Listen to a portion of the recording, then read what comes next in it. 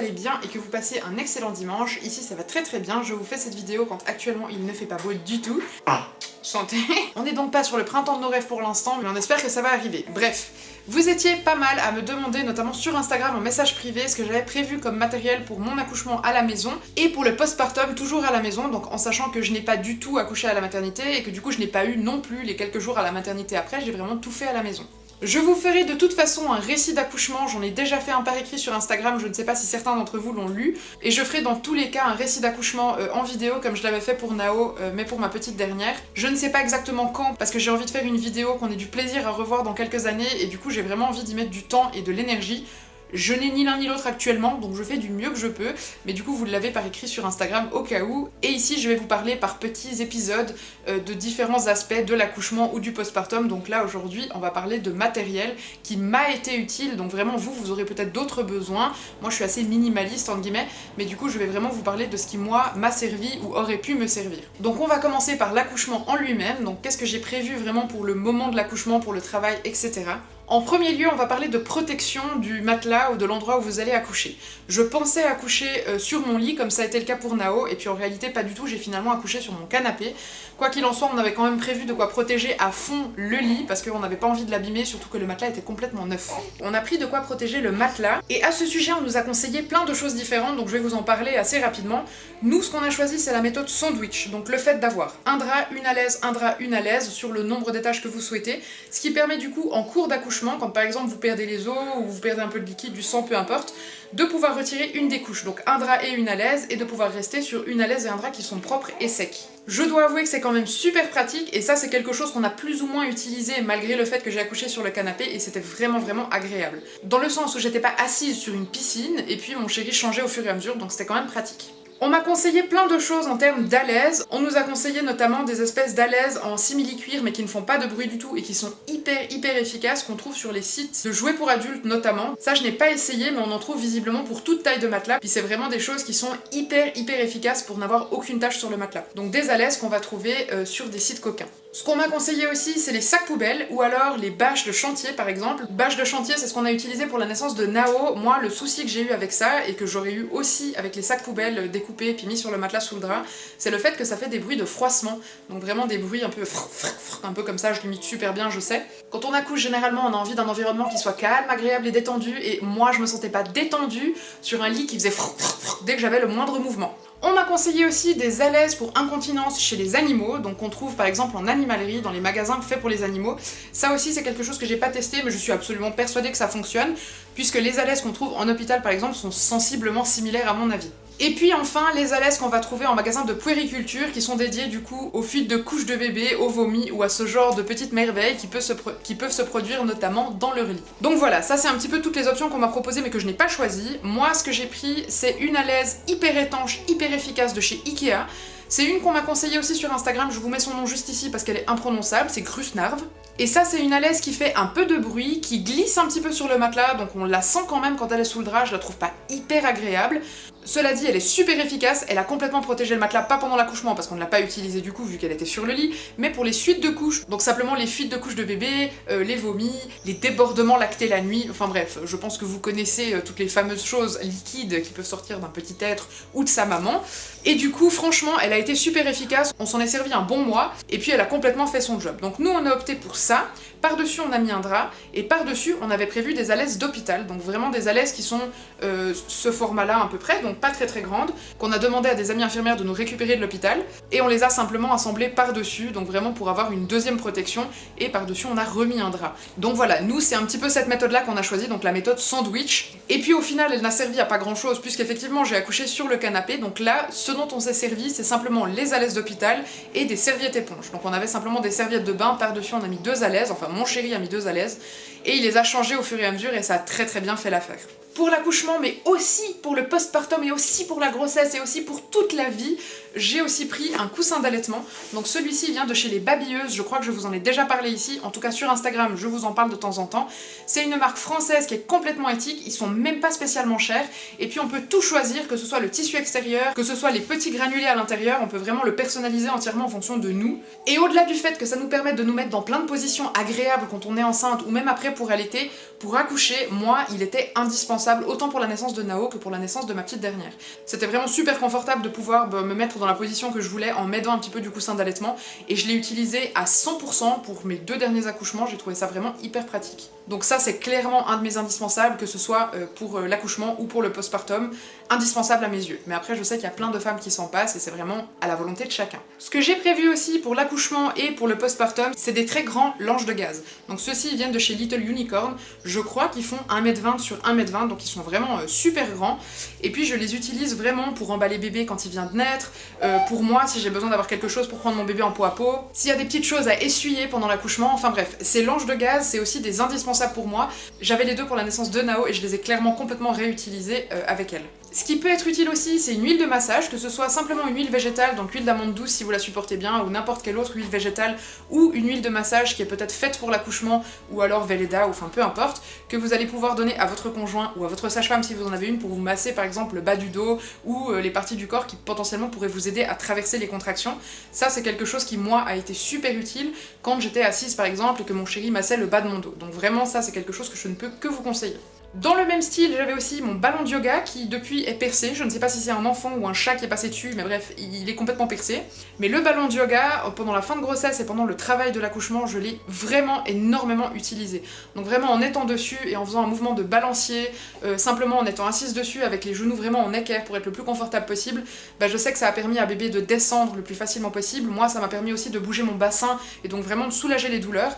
Et j'ai passé presque tout mon travail sur ce ballon de yoga qui m'a été d'une utilité considérable. Donc dessus on avait simplement mis une serviette éponge sauf erreur au cas où, et on a bien fait parce que j'ai percé ma poche des os dessus, mais voilà, du coup ça peut être aussi quelque chose de super utile. D'ailleurs je ne m'en rendais pas compte avant d'accoucher, mais quand on a un bébé en portage qui ne veut pas s'endormir, c'est aussi super utile pour papa ou pour maman de pouvoir se balancer dessus pour aider son bébé à s'endormir. Donc le ballon de yoga, on en trouve notamment sur le site de Decathlon, donc à des prix vraiment tout à fait abordables, et puis il faut bien faire attention à la taille en fonction de votre taille à vous, donc je sais pas exactement comment on décide sans essayer, mais il faut vraiment avoir les jambes à l'équerre et donc les genoux en angle droit. Il faut pas qu'on soit trop haut ou trop bas parce que sinon ça perd un petit peu de son confort au niveau du dos. Moi ce qui m'a été vraiment utile aussi, c'est 2 choses différentes, c'est une bouillotte pour vraiment soulager les contractions, le bas-ventre, le bas du dos, etc. Parce que j'ai vraiment eu pas mal de douleurs à ce niveau-là et ça m'a soulagé d'avoir du chaud dessus. Et à l'inverse, ça m'a soulagé aussi d'avoir du froid, donc peu importe sous quelle forme, que ce soit un petit pack de glaçons entouré dans une serviette, des petites lingettes lavables avec de l'eau froide dessus, enfin peu importe, mais ça m'a fait vraiment du bien d'avoir quelque chose de frais qui sont en contact direct avec mon périnée au moment de pousser et juste avant de pousser. C'est vraiment quelque chose qui a été magique pour moi au moment du cercle de feu, vraiment c'est la bonne technique pour moi. Donc ça, si ça peut vous être utile, je vous laisse aussi l'astuce, vous en faites ce que vous voulez. Et le dernier truc qui m'a été utile pour l'accouchement, en tout cas que j'imagine comme ça parce qu'il y a sûrement plein de choses que j'oublie, c'est d'avoir une poubelle, donc un sac poubelle dans lequel vous allez pouvoir mettre éventuellement une culotte tachée de sang, un drap taché, enfin voilà, toutes les choses que vous ne voulez pas garder. Au lieu d'entasser quelque part et de pas savoir quoi en faire, prévoyez d'avoir un sac poubelle quelque part où vous allez pouvoir mettre tout ça. Pour le reste du matériel, j'ai pas eu besoin de quoi que ce soit parce qu'en fait j'ai ma sage-femme qui est venue après l'accouchement, qui s'est occupée des premiers soins, et puis du coup c'est elle qui a tout le matériel vraiment pour ça. Moi j'ai rien prévu du tout. Je voulais juste garder mon placenta, donc j'ai prévu un plat pour le mettre dedans, mais c'est absolument tout. Et si vous ne voulez pas le garder, la sage-femme peut s'en occuper parce que ça peut être considéré comme du déchet organique, donc vraiment à vous de voir ce que vous voulez en faire. Pour le postpartum maintenant, il y a plein de choses qui m'ont été relativement utiles. La première chose, c'est forcément tous les absorbants qu'on va pouvoir utiliser, donc les serviettes absorbantes, ce genre de choses, pour les saignements postpartum, donc les Lokis ou Lochis, je ne sais pas comment vous le dites. J'ai eu très peu de saignements, ça a duré 3-4 jours sauf erreur, mais ce que j'avais prévu à l'avance, comme je ne savais pas comment ça allait se passer, c'est des serviettes jetables comme ça, donc vraiment je sais pas si vous voyez bien, mais avec un espèce de filet, et sur ces serviettes, qui sont vraiment assez absorbantes, j'ai mis des soins naturels pour pouvoir soulager mon périnée. Donc je vous ai fait un réel complet sur Instagram, je pense qu'une partie d'entre vous l'a vu, je vous laisse aller regarder dans mes réels sur Instagram si vous voulez le voir, je le remets dans mes stories. Mais en gros, l'idée ça va être de mettre par exemple de l'aloe vera, de l'âme amélis, ce genre de choses, et ensuite de les mettre au congélateur, et puis vous allez les sortir 5-10 minutes avant de les utiliser, vous allez les mettre dans votre culotte directement en contact avec votre périnée, et ça soulage à fond, et ça aide à soigner, à cicatriser, à apaiser, c'est franchement complètement magique, et ça m'a changé la vie, même si j'en ai pas eu besoin très longtemps, d'autant plus que je n'ai pas eu de déchirure ni rien. Et ce que j'ai prévu pour aller avec, c'est des culottes de règles, parce que je n'avais pas du tout envie d'avoir des culottes, enfin des slips filets comme on a en maternité, et puis que de toute façon je n'étais pas à la maternité. Donc il y a plusieurs marques qui proposent des séries de culottes de règles qui sont vraiment pensées pas pour les règles mais pour le postpartum. Donc évidemment on les réutilise après avec les règles, donc c'est pas jeté. Mais du coup moi je vais vous parler de deux marques en particulier. La première c'est Moods, donc c'est la marque qui a fait notamment cette culotte là, qui est vraiment hyper confortable, la ceinture elle est toute souple, donc même si par hasard vous avez eu une césarienne, ça reste super confortable sur le ventre. Ça taille vraiment bien, la partie absorbante elle est assez grande, donc voilà, ça c'est vraiment un truc que j'ai utilisé en complément de mes serviettes jetables, et puis par la suite je les ai utilisées toutes seules les quelques jours suivants. Dans la même marque, donc toujours chez Moods, ils font aussi des espèces de culottes boxer dans ce genre là, j'en ai une aussi mais je peux pas vous la montrer parce qu'elle est en train d'être lavée, et c'est vraiment un boxer tout à fait normal, super confortable, hyper doux, hyper stretch, avec toute une partie absorbante, et ça franchement pour les premiers jours après l'accouchement, mais c'est juste le top. Et la deuxième marque que j'ai essayé pour les culottes postpartum, c'est la marque Hurloop. D'ailleurs, je vous mets un code promo ici si ça vous intéresse. Et puis ils ont fait une culotte postpartum qui ressemble à ça, donc vraiment très taille haute, assez jolie, il y a des du petit plumetti sur le bas et sur le dos. Et elle a une partie absorbante qui remonte vraiment super haut devant et derrière, donc vraiment la protection elle est maximale. L'absorbant il est super épais, donc vraiment il va suffire quand même pour un petit moment. Après ça dépend évidemment du flux de vos pertes postpartum. Par contre il faut penser à prendre une taille en plus que votre taille si vous hésitez entre deux tailles. Moi je trouve que la marque taille un tout petit peu petit, donc j'ai pris une taille de plus que ma taille habituelle et ça me va très bien. Donc pour moi c'est vraiment tout ce que j'ai utilisé pour les saignements postpartum. J'ai d'abord utilisé les deux ensemble et puis après j'ai utilisé que les culottes de règles et ça a amplement suffi, j'ai rien eu besoin de spécial d'autre. Quand on a eu une déchirure, une épisiotomie ou ce genre de choses et qu'on va faire pipi, c'est pas toujours très agréable, ça peut brûler. Et du coup, ce que je vous conseille pour ça, c'est d'avoir soit une bouteille d'eau avec de l'eau tiède à l'intérieur et de la Mamélisse, soit alors une bouteille qui est vraiment faite pour ça. Je vous montre ici par exemple celle de la marque Lancino, qui est vraiment faite pour soulager de la même façon.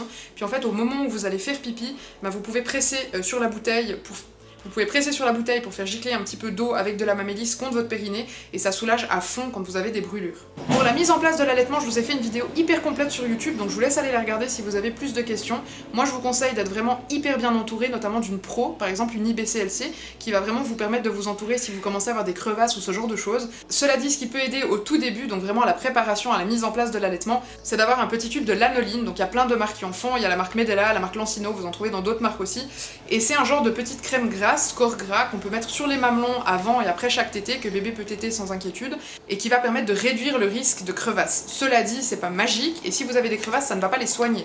Donc pour ça, je vous conseille vraiment d'avoir une pro, mais ça peut aider pour les premiers jours, pour essayer de réduire au maximum le risque, et puis au-delà de ça, votre lait, donc si vous laissez votre lait sur vos mamelons, ça fait exactement le même effet, et en plus ça cicatrise super bien.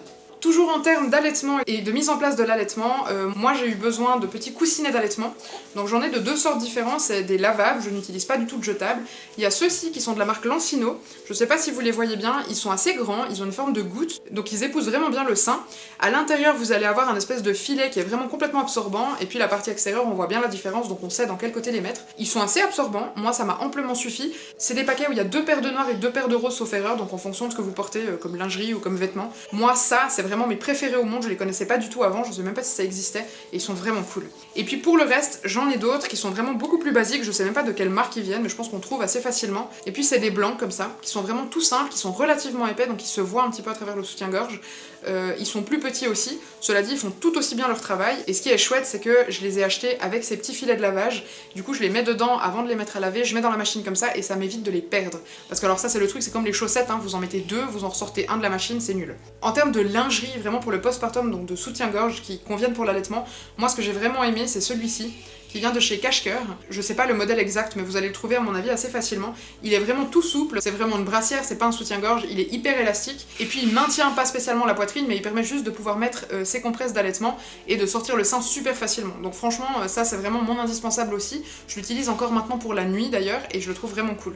D'ailleurs pour le reste, en termes de soutien-gorge d'allaitement, je vous conseille quand même d'aller regarder la marque Cache-Cœur, parce que c'est vraiment une marque qui fait des chouettes trucs, et avec des tailles qui sont assez larges. Toujours pour éviter les crevasses, ou alors pour soigner un début de crevasse, vous avez aussi la possibilité de prendre des coupelles en argent, donc je vous montre juste ici. Vous en avez notamment dans la marque Silverette, je sais qu'en pharmacie, en tout cas à côté de chez moi, ils en ont. Et puis pour ceux qui n'ont pas le budget pour ça ou qui n'ont pas envie de mettre autant, vous avez aussi la possibilité de prendre des coquillages d'allaitement. Donc je vous montre aussi à quoi ça ressemble, vous trouvez super facilement sur internet, et puis c'est vraiment hyper agréable à utiliser.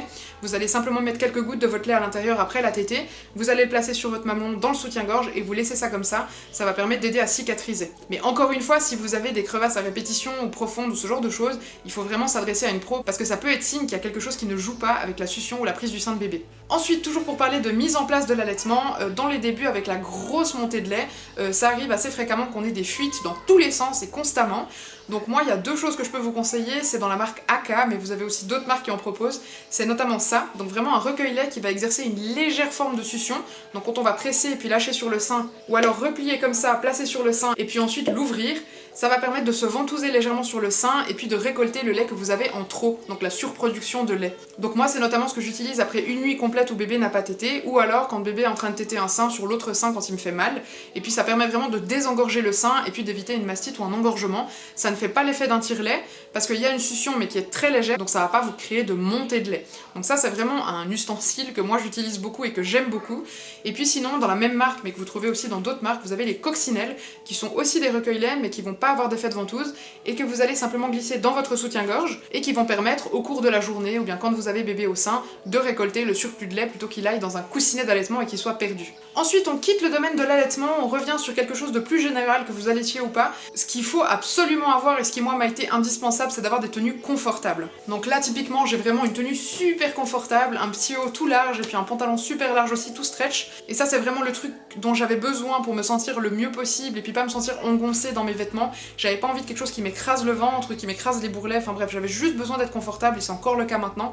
Et du coup, j'écoute juste mon besoin, et je n'ai que des tenues super confortables. Ce qui n'empêche pas d'avoir des trucs un peu stylés, hein, en fonction de ce que vous voulez, enfin il y a 1000 façons de pouvoir avoir des vêtements confortables. Ça veut pas dire qu'on va se balader en pyjama pendant des semaines si on n'en a pas envie. Ça, c'est vraiment libre à vous, vous devez vous écouter et puis mettre des vêtements qui sont en fonction de vos besoins. En postpartum, les alaises m'ont été aussi indispensables, donc à mettre sur le lit, comme je vous l'expliquais avant, quand on dort en cododo, quand on est au lit avec bébé, ou alors même à mettre sur son propre lit, donc vraiment des alaises adaptées à votre lit et au lit de votre bébé s'il dort dans son lit. Ça permet vraiment d'éviter de détruire les matelas pendant les premières semaines de vie de votre bébé. Et je vous assure que j'en ai fait l'expérience, vous ne voulez pas la faire. Ensuite, en vrac, les derniers trucs qui m'ont été indispensables, c'est un tabouret pour aller aux toilettes les premières fois, en particulier pour aller à selle. Donc vraiment, ça permet d'avoir une position le plus physiologique possible avec les genoux un peu remontés, et puis ça permet d'aller à selle beaucoup plus facilement. Après un accouchement, on sait que c'est un petit peu difficile parfois. Donc voilà, un tabouret, c'est indispensable à mes yeux. Un moyen de portage, parce que ça aussi, c'est un truc, que ce soit papa ou vous, si vous avez besoin de vous déplacer, ou même si vous avez juste besoin d'avoir votre bébé contre vous, mais d'avoir les mains libres, avoir un sling comme j'ai là, une écharpe de portage, ou un truc vraiment que vous avez du plaisir à utiliser et qui soit hyper agréable pour votre nouveau-né et pour vous, ça c'est un indispensable. Moi, dès le premier jour de vie de mes bébés, je les ai portés et vraiment on a eu besoin de ça. Donc voilà, ça c'est dans mes indispensables de postpartum. Et le dernier truc qui m'a été indispensable, c'est des repas congelés, donc qui ont été préparés par mon conjoint ou par moi au préalable et qui sont au congélateur, qui sont prêts à l'usage, ou alors que des amis nous amènent, et puis qu'on ait simplement la possibilité d'avoir des repas chauds, des repas qui soient un maximum variés et bons et agréables pour nous, sans qu'on ait besoin de cuisiner, que ce soit nous ou notre conjoint. Parce que franchement, quand on vient d'accoucher, on a juste envie de profiter de notre bulle, on a envie de profiter de notre famille, de notre bébé, enfin voilà, peu importe la façon de laquelle ça s'est passé, et on n'a pas vraiment envie d'être en cuisine. Moi j'ai repris le goût à la cuisine, je crois 2 semaines après, il y a chez qui ça revient 6 mois après, et c'est complètement ok. Mais du coup, qu'est-ce que c'est agréable les premiers jours, les premières semaines, d'avoir des plats qui sont tout faits et qu'on a juste besoin de réchauffer. Donc voilà, ça c'est mes indispensables, je n'ai sûrement pas pensé à tout, il y a sûrement plein de choses que j'ai oubliées, mais je vais être en retard pour aller chercher mes enfants à l'école parce que on n'est pas dimanche au moment où je fais cette vidéo, vous vous en doutez, on est mardi. Du coup, si vous pensez à d'autres choses qui vous ont été indispensables, n'hésitez pas à le mettre dans les commentaires, potentiellement ça peut servir à d'autres futurs parents. J'espère, quoi qu'il en soit, que cette vidéo vous aura été utile, et je vous souhaite une très bonne fin de journée. La prochaine vidéo, donc dimanche prochain, ce sera une vidéo de portage avec un nouveau-né. Je vous laisserai découvrir ça dans une semaine, et puis en attendant, je vous souhaite une très belle fin de dimanche, et à tout bientôt, ciao!